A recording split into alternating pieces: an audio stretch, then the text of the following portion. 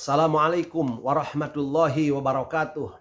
Sahabat-sahabat tercinta yang dirahmati Allah, jumpa lagi dalam acara Kulluhum, kuliah 10 menit dari Undang Munawar Official Channel. Mudah-mudahan bermanfaat bagi kita semua. Materi kali ini saya akan berkisah tentang Nabi Zulkifli alaihi salam. Tidak banyak diriwayatkan tentang Nabi Zulkifli dalam Al-Quran. Nama Zulkifli disebut 2 kali oleh Allah Subhanahu wa Ta'ala dalam Al-Quran, yakni yang pertama dalam Al-Quran surat Al-Anbiya ayat 85. A'udzubillahi minasyaitonirrajim wa Ismaila wa Idrisa wa Dzulkifli kullum minas sabirin. Dan ingatlah kisah Ismail, Idris dan Dzulkifli. Mereka semua termasuk orang-orang yang sabar. Kemudian dalam Al-Quran surat Shod ayat 48. A'udzubillahi minasyaitonirrajim.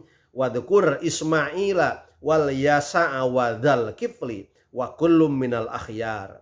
Dan ingatlah Ismail, Ilyasa dan Dzulkifli, semuanya termasuk orang-orang yang paling baik. Nabi Dzulkifli lahir dari ayah Nabi Ayub dan istrinya Siti Rahmah. Nama waktu muda bukan Dzulkifli tetapi Bashar. Namanya Bashar. Ia juga masih keturunan atau cucu dari Nabi Ibrahim alaihissalam. Menurut riwayat, Nabi Dzulkifli berusia 75 tahun. Dan ada riwayat lain yang menyatakan sampai 90 tahun usianya, meninggal dan dimakamkan di Kafel 130 km dari Baghdad atau Irak. Nabi Dzulkifli diutus oleh Allah Subhanahu wa Ta'ala kepada kaum Amoria di daerah Damaskus. Pada saat Nabi Dzulkifli atau Bashar, namanya Bashar itu muda, kebetulan raja yang menjadi raja di negeri Syam pada saat itu sudah tua usianya. Dan karena sudah tua dan ia tidak punya keturunan, tidak punya anak, maka ia kemudian berpikir untuk mencari pengganti raja.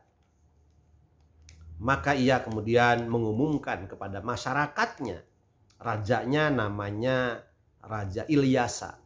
Ia mengumumkan kepada masyarakatnya, barang siapa di antara masyarakat ada yang siap untuk menjadi orang baik yang beribadah pada malam hari dan puasa pada siang hari, serta sabar dan berakhlak mulia, maka orang tersebut akan diangkat menjadi raja sebagai penggantiku. Ia umumkan itu kepada masyarakat. Dan ternyata hanya 1 orang, ia yang bernama Bashar, yang menyatakan sanggup melakukan hal itu. 2 kali, 3 kali diumumkan, hanya 1 yang menyatakan sanggup melakukan hal itu, yakni sanggup ibadah pada malam hari dan puasa pada siang hari, serta menjadi orang yang baik, orang yang berakhlak mulia, orang yang amanah. Dan akhirnya suatu saat ketika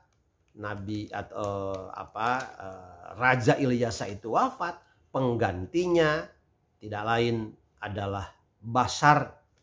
Ia menjadi seorang raja dan ia adalah seorang nabi yang kemudian namanya menjadi Zulkifli karena ia termasuk orang yang memiliki keteguhan di dalam memegang janji, dalam memenuhi janji. Diriwayatkan bahwa suatu saat ketika Nabi Zulkifli menjadi seorang raja, kepada kerajaannya akan ada musuh yang akan meruntuhkan kerajaan yang dipimpin oleh Nabi Zulkifli.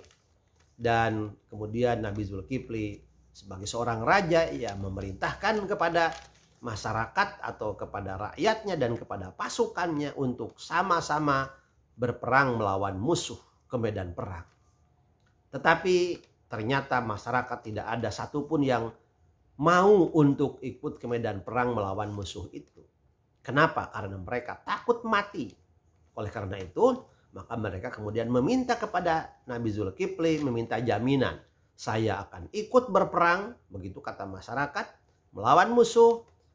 Tetapi Nabi Zulkifli harus memohon kepada Allah agar kami tidak dimatikan pada saat perang itu. Kemudian Nabi Zulkifli berdoa kepada Allah Subhanahu wa Ta'ala, dan ternyata doanya dikabul oleh Allah Subhanahu wa Ta'ala, sehingga dalam perang melawan musuh tersebut Zulkifli dan pasukannya serta rakyatnya yang ikut ke medan perang mendapat kemenangan tanpa ada seorang pun yang meninggal dunia di medan perang tersebut. Diriwayatkan pula kesabaran Nabi Zulkifli dalam suatu kisah tentang kisah Nabi Zulkifli. Suatu saat ia didatangi oleh setan, dan setan tersebut menyerupakan diri sebagai manusia. Seorang kakek-kakek tua yang ia datang kepada Nabi Zulkifli. Kata setan itu, saya adalah seorang yang sudah tua. Saya tidak memiliki harta apa-apa dan ingin minta pertolongan karena semua hartaku hilang dirampok oleh perampok. Kata Zulkifli, kalau begitu silakan datang saja ke kantor, ke ruang istana. Kemudian ia bermaksud untuk bertemu di ruang istana. Tetapi begitu Nabi Zulkifli masuk ke ruang istana untuk menunggu orang itu, ternyata orang itu tidak datang-datang. Orang itu tidak datang-datang. Sehingga membiarkan Zulkifli menunggunya, tetapi juga tidak pernah datang. Tapi ia sabar tetap, ia tidak marah. Coba bayangkan seorang raja menunggu rakyatnya di istana, tapi ternyata raja yang menunggu, tetapi si orang itu yang ternyata itu adalah setan tidak datang. Tapi kemudian ia tidak marah. Nabi Zulkifli pada malam harinya, besok harinya pada malam hari, ia merasa mengantuk yang cukup berat dan akan beristirahat untuk tidur. Ia berbicara kepada pembantunya, saya akan beristirahat, saya akan tidur, dan mohon untuk tidak dibangunkan. Nanti saya akan bangun sendiri. Suatu saat si setan itu kemudian datang kembali untuk menggoda supaya Nabi Zulkifli yang sabar itu bangkit marahnya. Ia kemudian datang ke tempat Zulkifli. Tetapi pembantunya melarang karena Nabi Zulkifli sedang istirahat dan tidak boleh diganggu. Tetapi si setan itu kemudian ia masuk melalui lubang pintu dari kamar di mana Nabi Zulkifli tidur di tempat itu dalam keadaan terkunci.